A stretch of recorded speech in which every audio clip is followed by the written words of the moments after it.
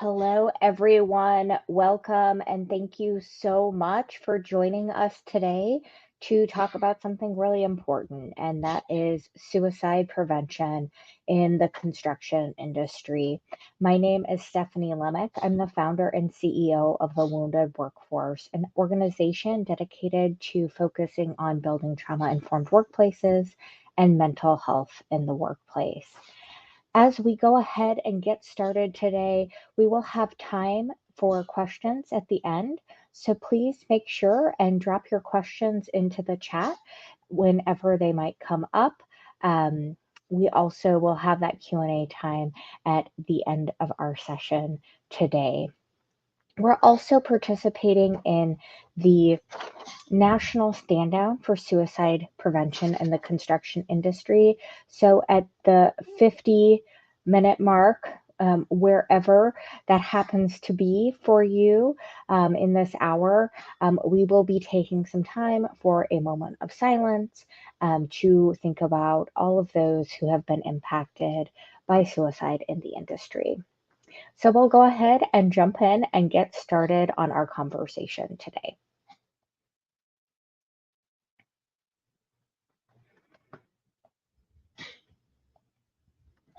So in today's session, we're going to focus on a few different things. We only have about 20 minutes before we jump into the national stand down. So we're going to work through these at a pretty high level. First, we're going to go ahead and talk about an introduction and talk about some of the statistics to highlight why suicide prevention is so important in the construction industry. Then we'll go ahead and talk about some risk factors. First, of course, we want to be considerate of risk factors specific to construction, in addition to some other general risk factors as it relates to suicide prevention. Next, we want to talk about some warning signs. Some warning signs that someone may be having a mental health crisis or may be suicidal. This is also something that we want to focus in on and also want to think about construction specific challenges. Next, let's talk about prevention strategies. These can be prevention strategies for you as an individual, you as a leader of a team, or for your organization overall to make sure we're thinking about how we can do as much as possible to prevent suicides and to prevent other types of mental health crises.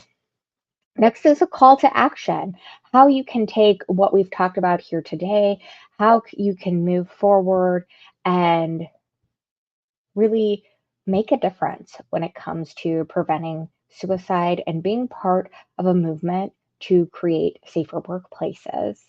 And last but certainly not least, we will jump in to the National Stand Down as part of Construction Suicide Prevention Week, which kicks off today. And then I also will make sure we have some time there at the end for Q&A as well. Before we jump into our content, I do want to make sure and introduce myself so you're familiar with me. My name, as I said before, is Stephanie Lemick. I'm the founder and CEO of the Wounded Workforce, an organization dedicated to workplace mental health and building trauma informed workplaces. I spent over 16 years in house in organizations as an HR professional, including over 10 years as a member of the construction and engineering industry. So I know very intimately what challenges come up specifically in our industries, and am also very passionate about supporting individuals in the construction industry. I started the Wounded Workforce about 2 years ago with a focus on finding ways to support organizations and individuals and helping both be successful with a focus on mental safety and mental health. So let's dive into some of the statistics, and we'll talk a little bit about suicide overall, but certainly we're also going to spend some time talking specifically about suicide in construction. In the United States, you're actually more likely to die from suicide than an automobile accident or homicide. And to put things into perspective, we lose around 47,500 people each year to suicide, 38,800 to automobile accidents and 19,141 to homicide. So there's definitely a stark difference there, with incidences of suicide being very significant as it relates to individuals passing away. But why construction? So, why is it so important that we focus our prevention efforts around the construction industry? Well, having spent some time in construction, I know that the work is different, the culture is different, resources need to be different and tailored to construction. So, that is absolutely part of it. Then another reason is, unfortunately, the construction industry has one of the highest rates of suicide of any industry out there. That is 53.3 suicides per 100,000 US workers for the industry. And when we look at that rate, it's 4 times greater than the national average. It's also 5 times greater than that of all other construction fatalities combined. So when we think about the work we do, the focus we put on safety on our job sites, as we should, we also should be thinking about safety of our team members as it relates to mental safety, psychological safety, and the impacts of suicide on our individual team members and overall teams as well. It's also important to point out that when it comes to suicide, obviously the individual who may die by suicide or may survive a suicide attempt is certainly impacted, but those around them are as well, whether it's loved ones, family members, spouses, or even their coworkers. Suicide attempts or death by suicide impacts so many people.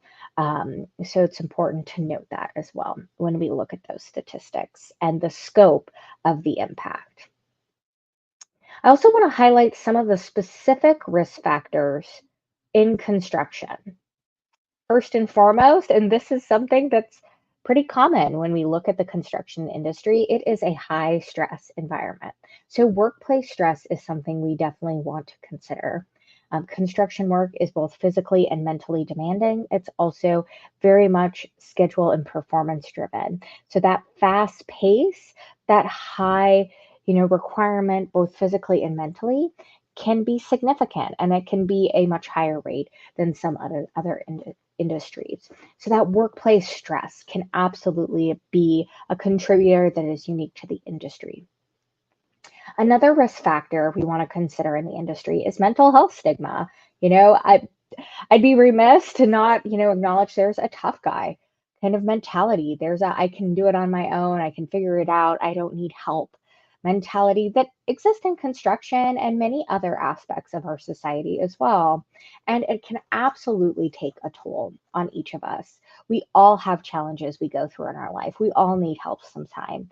So that stigma can be something that really reduces the chance of someone reaching out for help or talking about the challenges they're facing.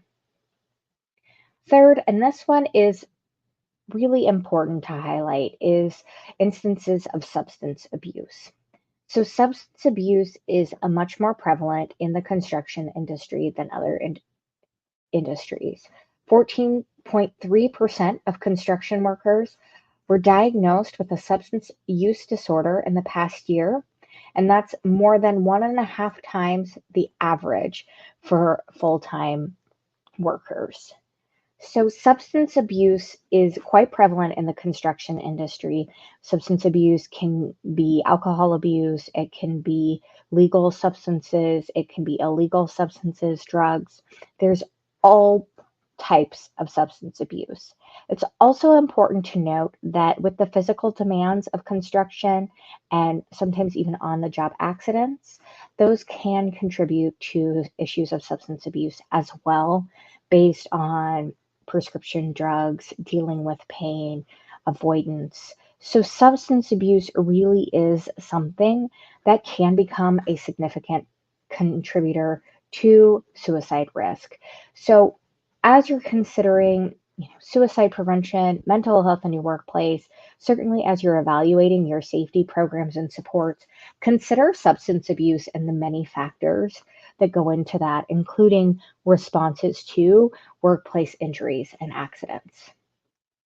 And last but certainly not least, we have to understand and consider individual risk factors related to potential for suicide or suicidal ideation, suicidal behavior. There are many other individual relationship and other types of factors that can increase risks for individuals. Challenging relationships, isolation, loneliness, a history of suicidal behavior, a family history. So these things are factors that are really based on each one of us, they're individual, and certainly span beyond the construction industry. But I think it's important for to recognize that individual factors certainly play into an individual's risk for contemplation of suicide or death by suicide. So, what are some of the warning signs that we can see when we think of the potential for suicide or evaluate suicide risk, both on the job site, in our own lives, around people we care about, those around us? There's a wide variety of warning signs, and some may appear, some may not. It is important to note that, with suicide, there is no one sign. With these challenges, there is no one sign. The key is really thinking about when someone's behavior is changing and you're feeling concerned about that individual. So, some of the things to look for or consider: increased risk taking, withdrawal, increased substance use. And this can be increased substance use for an individual with substance abuse disorder, or just increased substance use for someone who may not identify or may not have been diagnosed with a substance use disorder. Absenteeism, increased anger or extreme mood swings, poor performance and disengagement, something that you may see show up in the workplace, expressing hopelessness, feeling like a burden or talking about being a burden to others, an individual being isolated or even isolating themselves, kind of pulling back, being removed, and then talking about death or talking about dying is also another potential warning sign. Again, it's so important to reiterate there is no one sign for suicide, there's no one sign for mental health crisis. So if you feel like something is off, if you feel like something is wrong, that is your warning sign to take action. That is your warning sign to check in and chat with that person and see if they're okay. And I know that can be intimidating, but no, just the simple question of asking, hey, how are you doing? Or hey, is everything okay? Counts as an intervention. It counts as something that you can proactively do to talk someone you care about to make sure these signs that you're seeing aren't warning signs of something more serious, or if they are, helping connect them to the right resources to get support. So let's talk a little bit about what we can do proactively to help prevent suicide. So, what can you do as a leader in the industry? What can you do as a member of a team? What can you do as an organization? So, first and foremost, the more you build a supportive culture around helping support employees when they're experiencing stress, when they're experiencing hardships in their life, making sure folks are able to talk about those challenges, bring them forward is so important. So invest in, make sure you're providing your leaders, your team members with the support they need and the tools and resources to have a supportive environment. And we know when we have a supportive environment, it doesn't mean that we don't, you know, perform well. It doesn't mean we're not engaging in challenging work. It's really we're committed and caring about each other to get that work done, which helps us do better work anyway. Another great thing to do is focus on providing training and resources. Unfortunately, the best thing we can do when it comes to recognizing the signs, reducing stigma, and getting information out is really focusing on providing training, helping our team members understand, you know, what mental health is, what a mental health crisis may be, how we can provide additional resources, how we can jump in and provide intervention. And fortunately, there are a lot of great resources available that we can look at related to the construction industry specifically. So, a great resource specific to the construction industry around suicide prevention is a course called Vital Cog. There's also great resources around mental health first aid through the National Council for Mental Wellbeing. There's also a lot of free resources around toolbox talks, videos, so there are resources available for you to leverage and share with your team, and also leverage and share for yourself so you have them handy in a challenging situation, in a crisis. So we'll talk a little bit more about resources later, make sure you have access to them, but really providing that training and resources, having it ready to go is really important. Another amazing aspect of prevention strategies is emphasizing the importance of peer support or connection community. Can you connect folks to each other to make sure they have support in within their teams, within the construction industry, within groups of individuals who are experiencing similar things to them? It can be incredibly powerful, impactful to have that sense of community, belonging, and peer support. And lastly, make sure it's easy to access help and it's easy to access help confidentially. I've seen a lot of amazing work in the industry with hard hat stickers and QR codes, linking folks to information, wallet cards, things that really make it easy for folks to discreetly access a variety of resources that are out there for themselves and for their loved ones.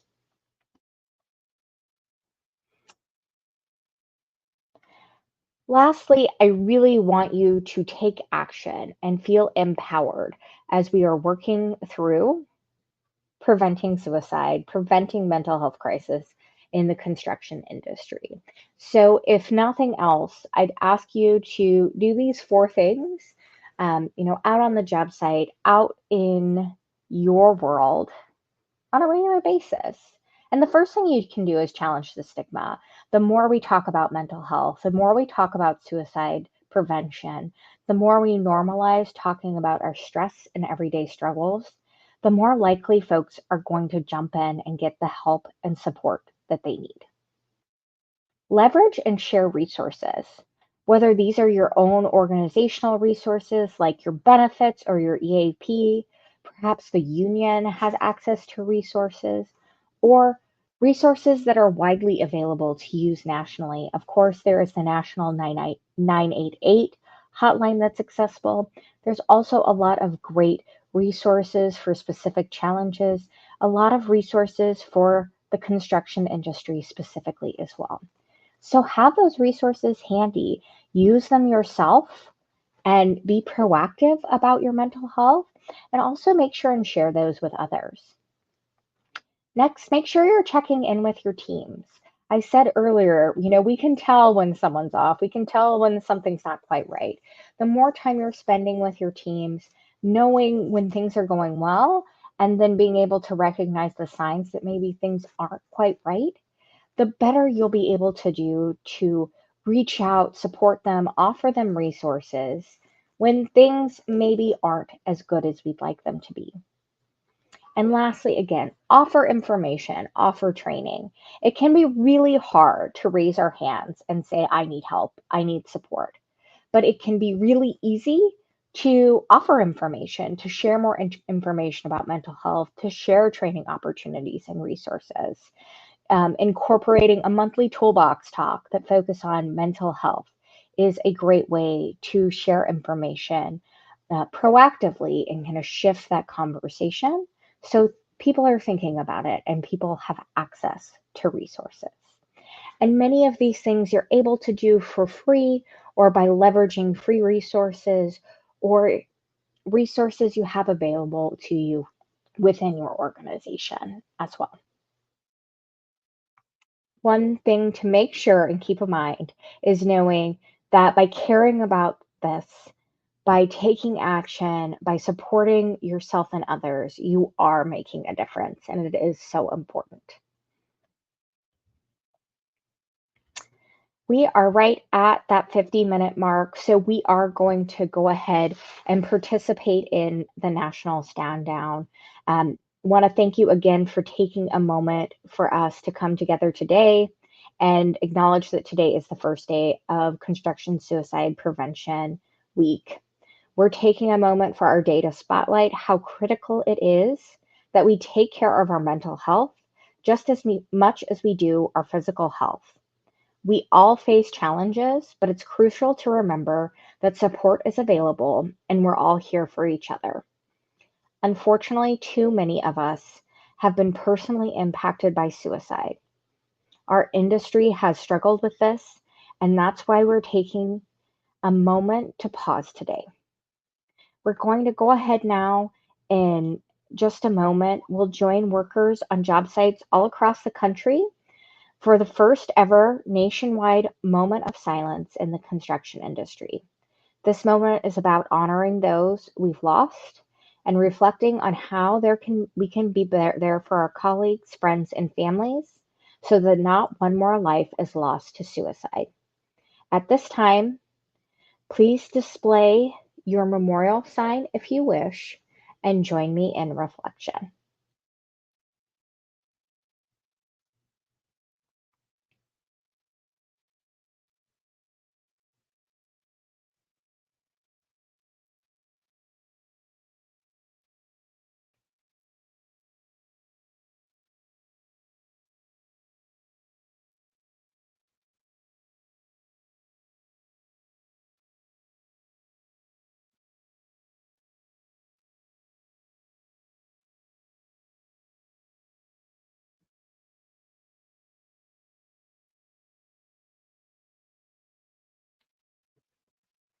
Thank you. Remember, it's okay to ask for help and it's okay to offer it. Let's continue to watch out for each other. If someone you know is struggling, please reach out. You can find additional resources by calling or texting 988 for the suicide crisis line. We're also going to be sharing some additional resources available to access as well. So up on the screen, we have some additional resources available to you that you can use by accessing that QR code. So obviously, we're participating in the Construction Suicide Prevention Week. You can scan that QR code and access specific resources related to Construction Suicide Prevention Week, including toolbox talks, additional trainings, additional information. In the middle there, you'll see resources around mental health in construction provided by the AGC. This includes access to videos that you can share, access to information and statistics. It also includes access to free toolbox talks. And then finally, we have the Construction Industry Alliance for Suicide Prevention. That final QR code there has access to resources related to suicide prevention. There's an amazing checklist there available to think about if you need a plan in your organization and how to move about building that. There's also great resources around toolbox talks. You can also request speakers and additional information there.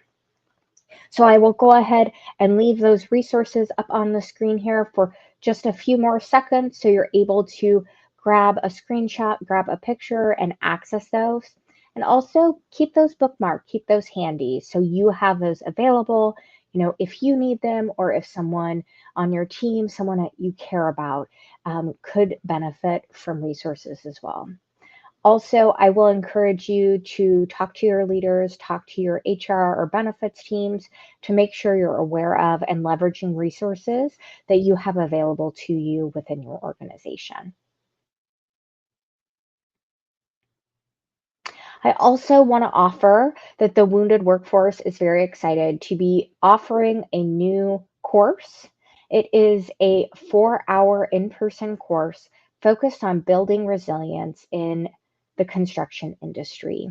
We absolutely talk about suicide prevention, but we also want to provide more resources for organizations, more resources for leaders about how to address mental health proactively and be really tailored to the construction industry. So, if you are interested in learning more and signing up or being the first to know about offerings we have around building resilience, please go ahead and scan the QR code, and I encourage you to sign up. Or, of course, feel free to reach out to me or the Wounded Workforce directly. I want to thank you so much for taking time today to talk about a very challenging topic, but also an incredibly important one. I encourage you to take the resources, take the information we share today, and think about how you can have that available, use that, and understand that you can make a difference in preventing suicides. Even if it's something as simple as just checking in and asking folks that you work with, you care about, are you okay? Is everything all right? And then knowing that you don't have to do everything yourself, you can connect them in to all of these amazing resources that are available. Thank you so much for your time today. I hope everyone takes time this week to reflect on what we can all do to help prevent suicides in the construction industry. And if you have any questions, I don't see that we have any in the chat, but if you have any questions, feel free to reach out to us directly. Thank you so much and be well.